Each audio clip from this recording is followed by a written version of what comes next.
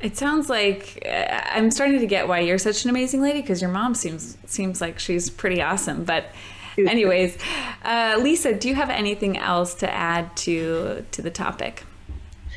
Yeah, well, I think, already, I think the majority of women probably manage the household budgets, right? And not only doing that, many of them are managing careers and, kids and all kinds of things, that they're having to kind of pull together on a daily basis. So, I think for women to be able to, enter into this space and feel, learn the skills that they need to really feel confident.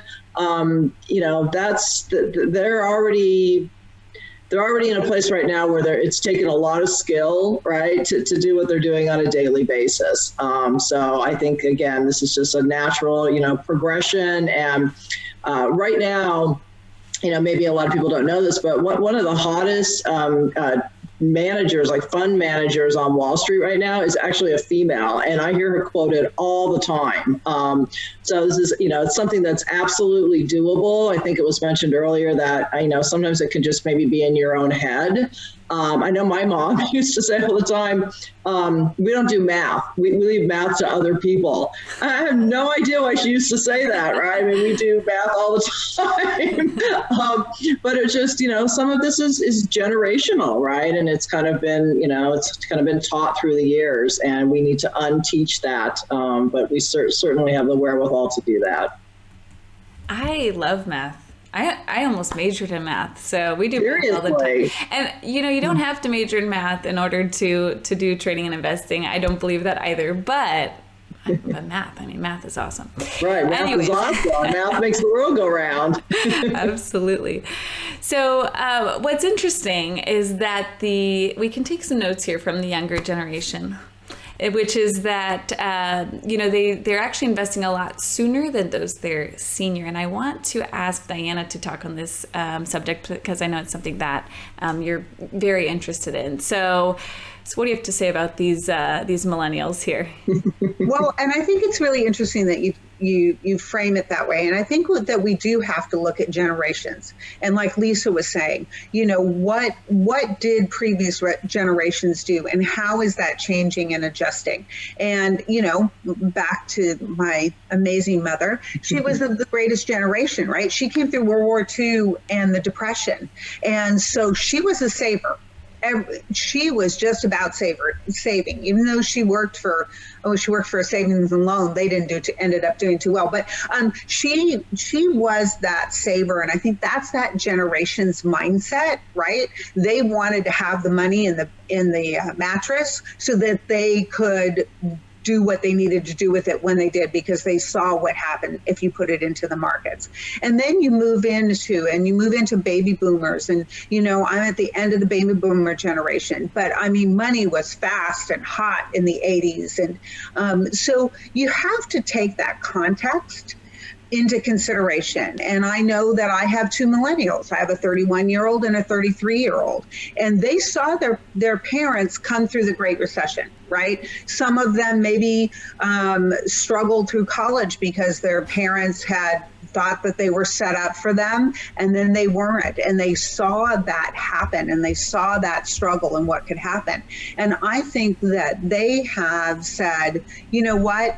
We need to be aware of what's going on multiple fronts in the market, so that we don't get, smacked across the face with that, not expecting what was going to happen. And so I'm really excited about the millennials and what they're doing and the way that they are doing it. And women, we have one of the highest educated women generations coming up. And so they're willing to learn, even if it's not what might be in their wheelhouse as their profession or their background or an education. They know they can continue to get educated, and that they need to take control of this. And I'll never forget, a girlfriend of mine was a year older. She was a year ahead of me in college, and she graduated from college, and she was a writer. And she got out of college, and she was going to go buy a new car, and she's like, oh, I don't know what to do or where to go. And I said, well, what's your credit score? And she said, what is my credit score? I don't know what my credit score is. I'm like, well, there's some basic things you need to know before you go out to try to get a loan to buy a car. And I was amazed because she was so bright, right? And she graduated from college and she didn't even know what her credit score was. So I think that there's some of that has been changing, but we need to change it even more. And women need to know what all those things are so that they can take those controls in the stages of life that they have, that they're going into, and be powerful in them. Absolutely. Well, it's interesting as well because, you talk about taking notes from this younger generation, but I think at the same time, having this perspective of, just as an example, women didn't always have the right to vote, so maybe we should, if we have the 100-year mark. Yeah. Maybe if we have that perspective, it kind of says, hey, well, I'm gonna take advantage of that, right? Or, with just trading in general, 30, 40 years ago, it really wasn't available to the average person to be in the game because you didn't have online and this direct access like we do today. So, and that's doesn't count for a specific gender, that's for anybody, but definitely kind of that perspective of where we've come from and what we have available to us now, and getting out of our own headspace and getting into this game, or just taking control of your finances. It doesn't need to be trading as much as it could be just simply investing and being confident in your skills with that. So Kayla, you made a point, and I just want to go back to that point. Access is really important, and it was a closed game for a really long time. And now it's not. It is an open game, and there is access. We talk about equity and access. That's how you get equity, is through access. And now not only is education accessible to people and information accessible to people, the markets are accessible to people. And that was a brilliant point you made. Yes, I agree. And I would just like to add that even though it's accessible, the younger generation is much more comfortable. But even though it is accessible, a lot of people don't know how to gain that access, right? They don't know what steps to take. And then when they have access, they're not sure what to do from that point. Right. And so I think it's fantastic, and it is a brilliant point. I'm sure a lot of people were kept out of the game for that very reason alone. But now that we do have access, all right, that's another one of, our kind of reasons for doing this, if you will, is to make sure that people that want to take advantage of the access, right, can learn the skills to do so. Yes, definitely. Access is huge. Knowledge is key. And I think for me, just kind of tying in our vision to what WITI is, what Women in Trading and Investing is, for me, I think I'm going to have the best seat in the house because I'm going to get to talk with a bunch of women, and I'm really excited about that, taking control of their finances or their role in this world, and just the different walks in life that each of us are going to have. So I'm super excited about that, and just a little bit about, I never worried about getting in the game, probably because I had parents that raised me to say you can do whatever you want to do.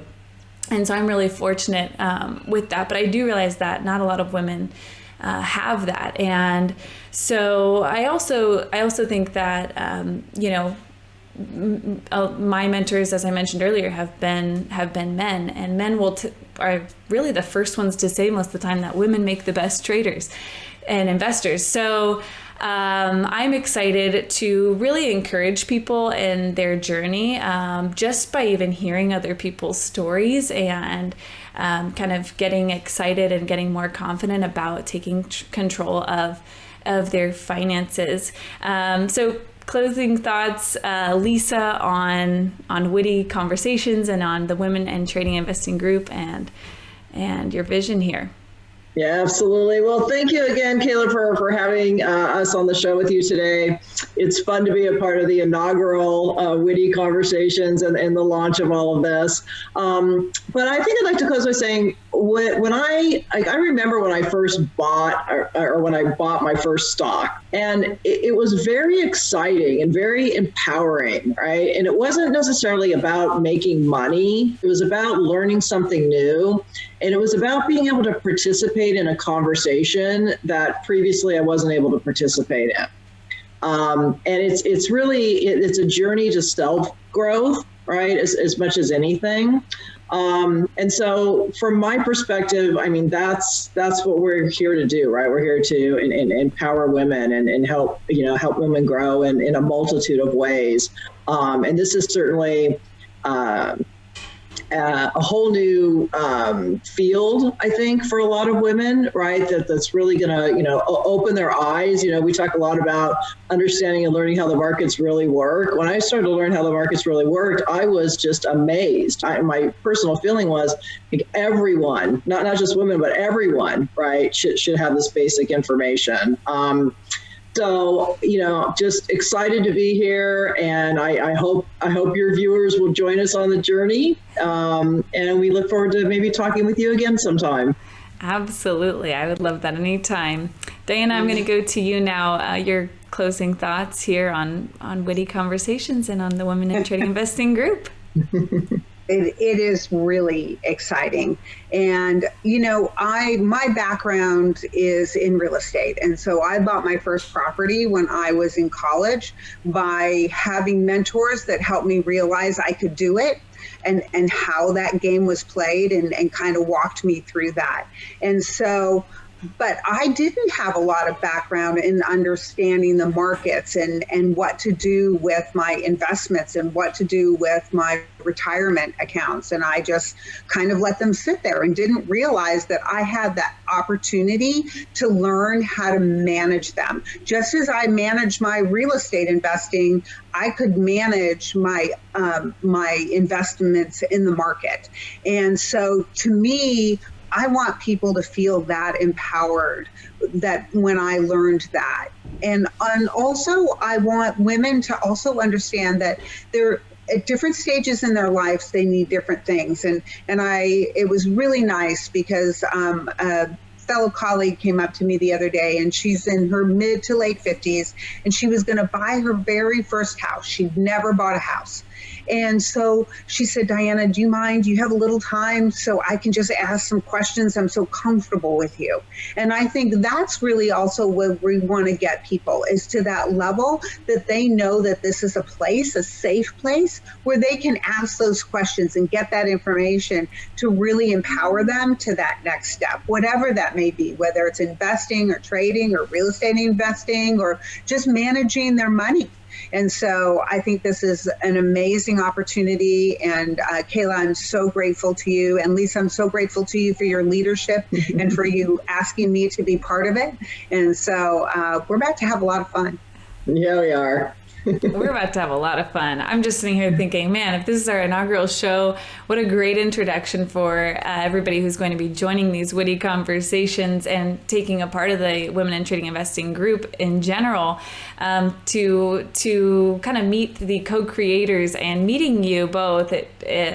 Even though I know you, but for the viewers, it makes me more excited for everybody to know who's behind this this group and who's created this. And I'm just so excited. I'm so grateful for the opportunity to be a part of it. So I wanted to say thank you to both of you, and we'll look forward to having you on again in the future.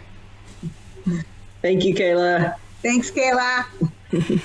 All right. Well, that's going to wrap it up for today's show for WITI Conversations. Thank you for joining us, and stay tuned for some more episodes coming up in the coming weeks.